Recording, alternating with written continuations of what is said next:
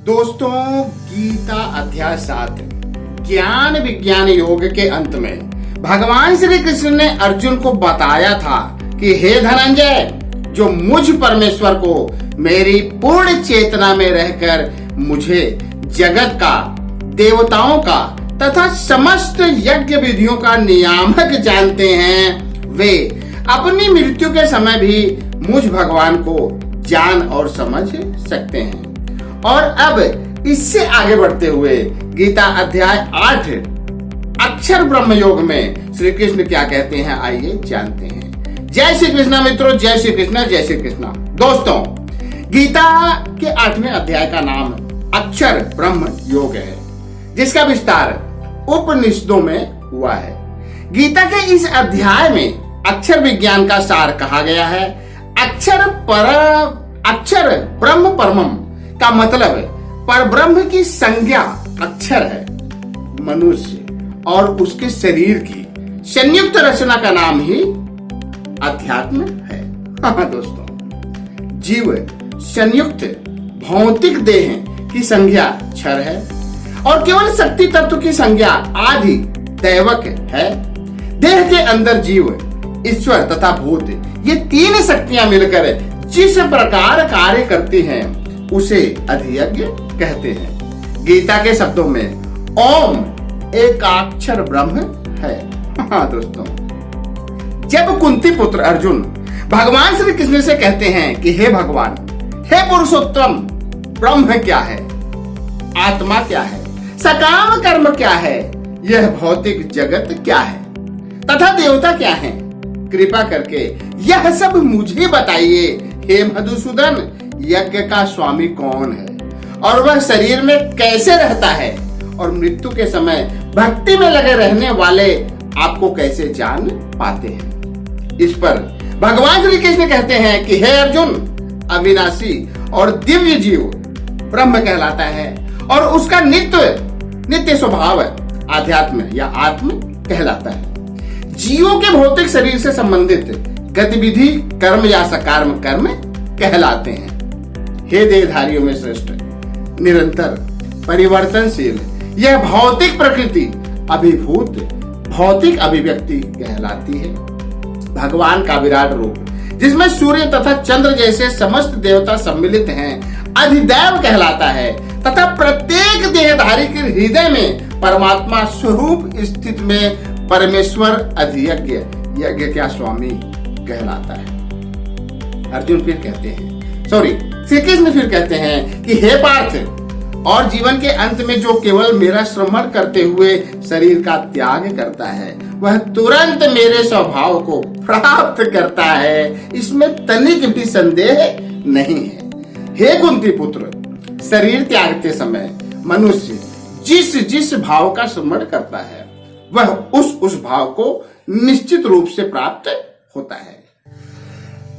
Sorry दोस्तों, थोड़ा सा जुकाम है, गले में प्रॉब्लम है, इसलिए थोड़ी डिस्टर्बेंस हो सकती है। इसके लिए मैं आप लोगों से क्षमा चाहता हूँ। श्री कृष्ण आगे फिर कहते हैं कि हे अर्जुन, तुम्हें सदैव कृष्ण रूप में मेरा चिंतन करना चाहिए और साथ ही साथ कर्म के कर्तव्य को भी पूरा करते रहे। युद्ध, दोस्तों, श्री कृष्ण अर्जुन से कहते हैं कि तुम्हें सदैव कृष्ण रूप में मेरा चिंतन करना चाहिए और साथ ही युद्ध करने के कर्तव्य को भी पूरा करना चाहिए।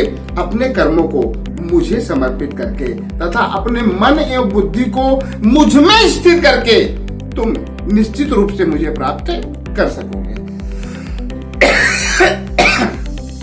ये पांडुपुत्र अर्जुन से कृष्ण फिर कहते हैं कि हे पांडुपुत्र, मृत्यु के समय जो व्यक्ति अपने प्राण को भौहों के मध्य स्थिर कर लेता है और योग शक्ति के द्वारा अविचलित मन से पूर्ण भक्ति के साथ परमेश्वर के स्मरण में अपने को लगाता है, वह निश्चित रूप से भगवान को प्राप्त होता है। हे अर्जुन, जो वेदों के ज्ञाता हैं, जो ओंकार का उच्चारण करते हैं और जो संन्यास आश्रम के बड़े बड़े मुनि हैं, वे ब्रह्म में प्रवेश करते हैं। ऐसी सिद्धि की इच्छा करने वाले ब्रह्मचर्य व्रत का अभ्यास करते हैं। अब मैं तुम्हें वह विधि बताऊंगा जिससे कोई भी व्यक्ति मुक्ति लाभ कर सकता है। हे अर्जुन, समस्त इंद्रिय क्रियाओं से व्यक्ति को योग की स्थिति योग धारणा कहा जाता है। इंद्रियों के समस्त द्वारों को बंद करके तथा मन को हृदय और प्राण वायु को सिर पर केंद्रित करके अपने को स्थापित करता है। हे धनंजय, इस योगाभ्यास में स्थित होकर तथा अक्षरों के परम संयोग यानी ओंकार का उच्चारण करते हुए यदि कोई भगवान का चिंतन करता है और शरीर का त्याग करता है तो वह निश्चित रूप से आध्यात्मिक लोकों को जाता है। हे अर्जुन, जो अनन्य भाव से निरंतर मेरा स्मरण करता है उसके लिए मैं सुलभ हूं, क्योंकि वह मेरी भक्ति में प्रवृत्त रहता है। हे पार्थ, अर्जुन से श्री कृष्ण फिर कहते हैं कि हे पार्थ, मुझे प्राप्त करके महापुरुष जो भक्ति योगी हैं कभी भी दुखों से पूर्ण इस अनित्य जगत में नहीं लौटते हैं, क्योंकि उन्हें परम सिद्धि प्राप्त हो चुकी होती है।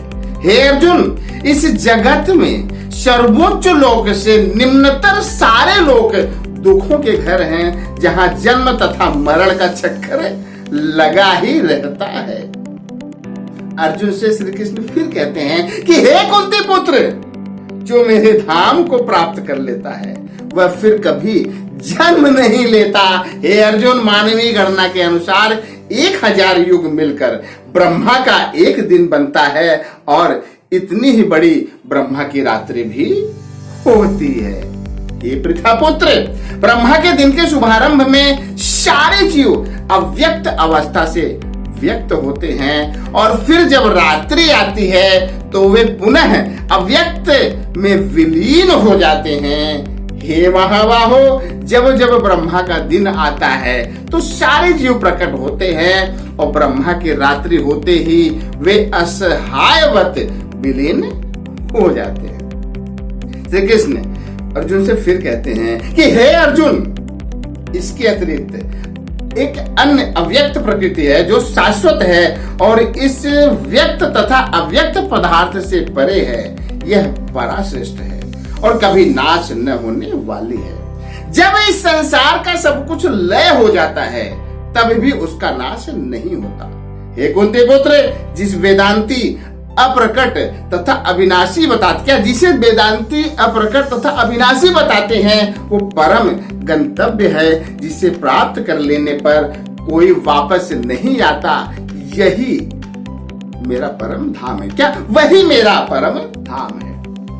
हे भगवान, हे अर्जुन, भगवान श्री कृष्ण फिर कहते हैं कि हे अर्जुन, भगवान जो सबसे महान है अनन्य भक्ति द्वारा ही प्राप्त किए जा सकते हैं।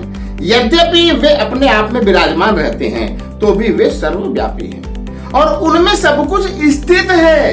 ये भरत श्रेष्ठ, अब मैं तुम्हें विभिन्न कालों को बताऊंगा जिनमें इस संसार से प्रयाण करने के बाद योगी पुनः आता है अथवा नहीं आता।